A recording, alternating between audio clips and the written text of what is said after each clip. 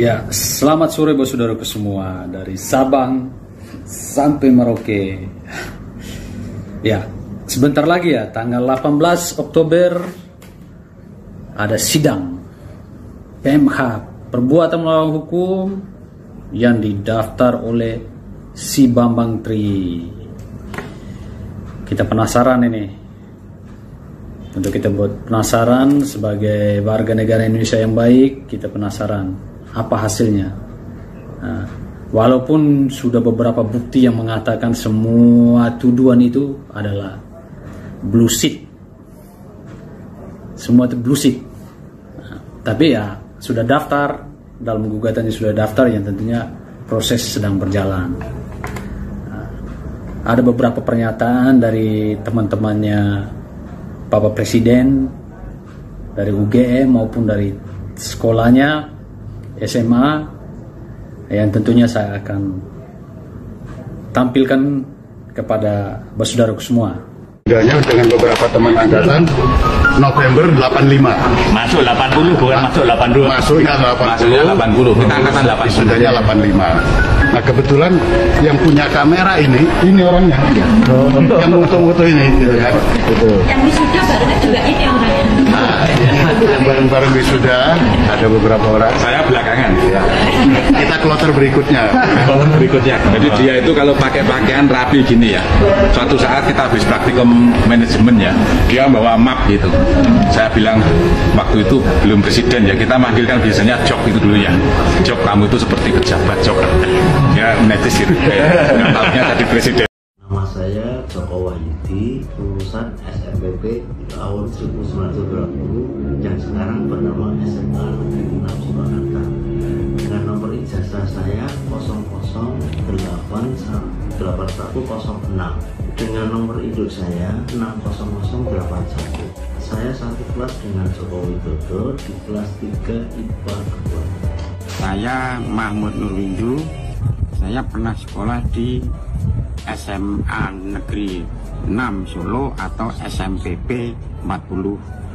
Lulus tahun 1980 sesuai dengan ijazah yang dikeluarkan di bulan April 1980. Dan saya menyatakan betul bahwa Bapak Joko Widodo pernah dan sama-sama satu sekolah dengan saya dan satu kelas dengan saya.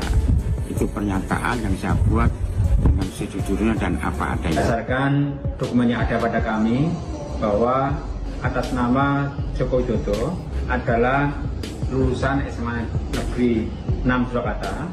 Surat tanda tangan belajar beliau dikeluarkan oleh Kepala Sekolah Menengah Pembangunan Persiapan Kota Madya Surakarta pada tanggal 30 April tahun 1990 oleh Kepala Sekolah Bapak Dr. Andes Suwijo. Kenalkan, nama saya Bu Sri Haryati Ningsih. Saya pernah mengajar di SMA Negeri 6 Surakarta yang dulu namanya adalah SMPP 40.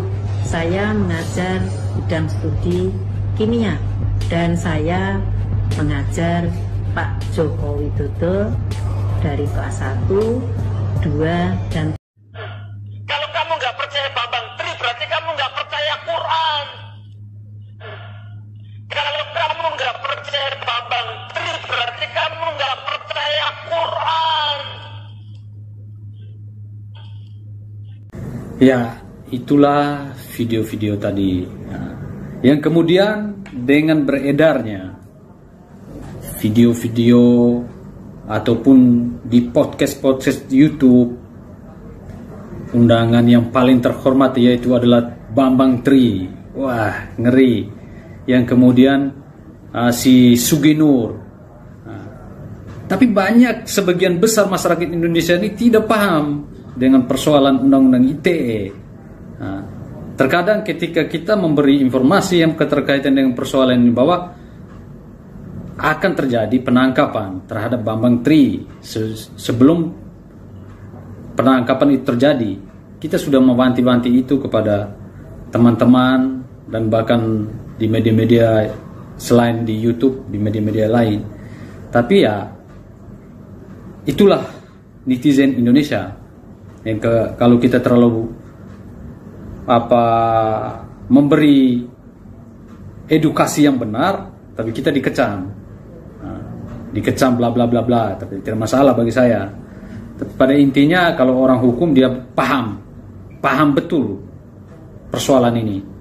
Nah, setelah kita melihat ternyata apa yang dituduhkan dia dan menjadi analisisnya dia bahwa seolah-olah bahwa Jokowi memalsukan ijazah, memalsukan identitas, ternyata yang dia dapat itu adalah dari obrolan-obrolan di media-media online, bukan dari sumber yang sebenarnya, yang kemudian dia meyakinkan kepada publik bahwa dia sebagai wartawan apaan wartawan kayak gitu. Nah, ini makanya orang Indonesia, khususnya kita orang Indonesia ini, kenapa semakin hari semakin tidak bisa menangkap mana yang benar dan mana yang salah.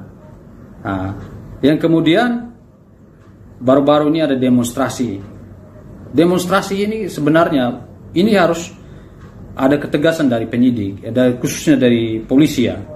Polisi harus mengambil tindakan tegas karena ini ada salah satu aktor yang mengajak. Memang bahasanya bukan secara langsung, tapi bagi kita yang cerdas, kita melihat itu adalah mengajak untuk memboikot atau mengkudeta. Itu nggak boleh sebenarnya. Nah, mungkin di media TV tidak tampil itu demonstrasi untuk mengajak semua umat Muslim harus ikut pada tanggal 18 Oktober, harus penuh di pengadilan. Ini jadi apa bangsa dan negara ini? Karena mereka tahu bahwa tuduhan atau gugatan yang mereka daftar itu lemah. Makanya salah satu cara untuk meyakinkan publik bahwa tuduhan mereka benar, mereka mengajak semua orang dan menjual-jual agama. Nggak boleh dong gitu. Nah, itu ada salah satu aktor yang sebenarnya ini menjadi perhatian khusus bagi polisi. Nah, karena ini bahaya sekali. Yang saya salut dari Pak Jokowi ini dan keluarganya itu hebat, luar biasa, apalagi anak-anaknya yang tidak terpancing karena mereka tahu kebenarannya. Orang biasanya kalau di posisi benar santai-santai saja, apalagi yang dituduh biasa-biasa saja. Tapi kalau orang yang menuduh dengan dasarnya tidak jelas, tentunya ya bagaimana dia mengundang publik untuk meyakinkan itu. Nah, maka ada pepatah lama bilang, kalau namanya kebohongan itu terus-terus diwartakan, maka akan jadi sebuah kebenaran. Nah, ini adalah kebohongan, tapi mereka bagaimana mempengaruhi publik dan terus-terus memberi informasi-informasi kebohongan. Dan banyak juga YouTuber dan yang punya podcast mengundang orang-orang ini. Ini menurut saya tidak profesional juga. Seharusnya kita mengambil dan bila perlu menggali tuduhan Anda itu dasarnya apa. Coba tunjukkan kepada publik. Jangan meminta kepada Jokowi tunjuk begini, tunjuk mana ijazahnya. Tambah lagi dengan kita punya toko, bukan toko ini ya, toko katanya toko reformasi, tapi kok aneh gitu. Dengan pendapatnya dia harusnya Jokowi harus legowo, harus menjadi masyarakat biasa. Anda tahu tidak? Dia sebagai presiden itu punya asas, yang punya imunitas yang dilindungi. Nah, dan dia bisa memberi kuasa kepada siapa, mau ke KSP-nya atau siapa, itu urusan dia. Kenapa Anda harus paksa? Kok semakin tua semakin menjadi gitu. Otaknya jadi nggak benar. Gitu. Jadi membuat framing mempengaruhi masyarakat supaya menyatakan bahwa gugatan yang dilakukan oleh Bambang Tri ini benar apa adanya. Nah, ini bahaya. Sangat bahaya sekali. Dan saya sangat yakin dan optimis seluruh warga masyarakat Indonesia dari Sabang sampai Merauke tidak mudah terpancing dengan hal-hal yang kayak begini. Karena ini adalah orang-orang yang sebenarnya sakit hati, barisan sakit hati yang pertama. Dan yang kedua, ketika mereka menuduh Jokowi, oligarki politiknya Jokowi, Yang sebenarnya oligarki adalah di pihak kubu mereka. Karena mereka mempertahankan aset-aset yang selama ini mereka rampok di rakyat, yang kemudian Jokowi mengambil itu kembali kepada negara dan untuk dipergunakan kepentingan rakyat. Nah ini, jadi diputar balik fakta itu, diputar balik. Menjatuhkan Jokowi yang punya, menurut saya dari 7 presiden, mungkin presiden inilah yang terbaik. Ini menurut saya. Jadi jangan mudah terpancing dengan provokasi-provokasi yang tidak jelas. Untuk itu tetap dukung channel saya, Naga Pago TV, dan saya akan memberikan informasi-informasi buat saudara semua terupdate.